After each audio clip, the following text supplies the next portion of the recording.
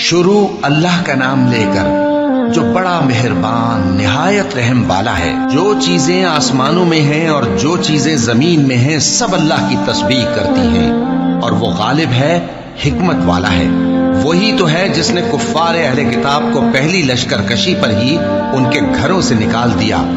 مسلمانوں، تمہارے خیال میں بھی نہ تھا کہ وہ نکل جائیں گے، اور وہ لوگ یہ سمجھے ہوئے تھے کہ ان کے قلعے ان کو اللہ کے عذاب سے بچا لیں گے، مگر اللہ نے ان کو وہاں سے آ لیا جہاں سے ان کو گمان بھی نہ تھا، اور اس نے ان کے دلوں میں دہشت ڈال دی کہ اپنے گھروں کو خود اپنے ہاتھوں اور مومنوں کے ہاتھوں سے اجاڑنے لگے۔ تو اے بصیرت کی آنکھیں رکھنے والوں، عبرت حاصل کرو۔ اور اگر اللہ نے ان کے بارے میں جلا وطن کرنا نہ لکھ رکھا ہوتا تو ان کو دنیا میں بھی عذاب دے دیتا، اور آخرت میں تو ان کے لیے آگ کا عذاب تیار ہے ہی۔ یہ اس لیے کہ انہوں نے اللہ اور اس کے رسول صلی اللہ علیہ وآلہ وسلم کی مخالفت کی، اور جو شخص اللہ کی مخالفت کرے تو اللہ اسے سخت عذاب دینے والا ہے۔ مومنوں، کھجور کے جو درخت تم نے کاٹ ڈالے یا ان کو ان کی جڑوں پر کھڑا رہنے دیا، سو یہ اللہ کے حکم سے تھا، اور اس سے مقصود یہ تھا کہ وہ نافرمانوں کو رسوا کرے۔ اور اے مسلمانوں، جو مال اللہ نے اپنے پیغمبر کو ان لوگوں سے جنگ کے بغیر دلوایا ہے اس میں تمہارا کچھ حق نہیں، کیونکہ اس کے لیے نہ تم نے گھوڑے دوڑائے نہ اونٹ، لیکن اللہ اپنے پیغمبروں کو جن پر چاہتا ہے غالب کر دیتا ہے، اور اللہ ہر چیز پر قادر ہے۔ جو مال اللہ نے اپنے پیغمبر صلی اللہ علیہ وآلہ وسلم کو بستیوں والوں سے دلوایا ہے وہ اللہ کے اور پیغمبر کے اور پیغمبر کے قرابت والوں کے اور یتیموں کے اور حاجت مندوں کے اور مسافروں کے لیے ہے، تاکہ جو لوگ تم میں دولت مند ہیں انہی کے ہاتھوں میں نہ گردش کرتا رہے، اور جو چیز تم کو پیغمبر صلی اللہ علیہ وآلہ وسلم دیں وہ لے لو، اور جس سے منع کرے اس سے باز رہو، اور اللہ سے ڈرتے رہو، بے شک اللہ سخت عذاب دینے والا ہے۔ اور ان ضرورت مند مہاجروں کے لیے بھی جو اپنے گھروں اور مالوں سے خارج اور جدا کر دیے گئے ہیں، جو اللہ کے فضل اور اس کی خوشنودی کے طلبگار اور اللہ اور اس کے پیغمبر کے مددگار ہیں، یہی لوگ سچے ہیں۔ اور ان لوگوں کے لیے بھی جو مہاجرین سے پہلے اس گھر یعنی مدینے میں مقیم ہیں اور ایمان میں مضبوط ہیں، اور جو لوگ ہجرت کر کے ان کے پاس آتے ہیں وہ ان سے محبت کرتے ہیں، اور جو کچھ ان کو ملا اس سے اپنے دل میں کچھ خواہش اور خلش نہیں پاتے، اور ان کو اپنی جانوں پر مقدم رکھتے ہیں خواہ وہ خود بھی فاقے سے ہوں۔ اور جو شخص خود غرضی سے بچا لیا گیا تو ایسے ہی لوگ بامراد ہیں۔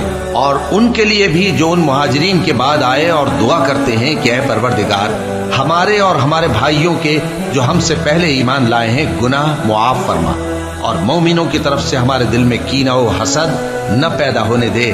اے ہمارے پروردگار، تو بڑا شفقت کرنے والا ہے، مہربان ہے۔ کیا تم نے ان منافقوں کو نہیں دیکھا جو اپنے کافر بھائیوں سے جو اہل کتاب ہیں کہا کرتے ہیں کہ اگر تم جلا وطن کیے گئے تو ہم بھی تمہارے ساتھ نکل چلیں گے، اور تمہارے بارے میں کبھی کسی کا کہا نہ مانیں گے، اور اگر تم سے جنگ ہوئی تو تمہاری ہی مدد کریں گے، مگر اللہ ظاہر کیے دیتا ہے کہ یہ جھوٹے ہیں۔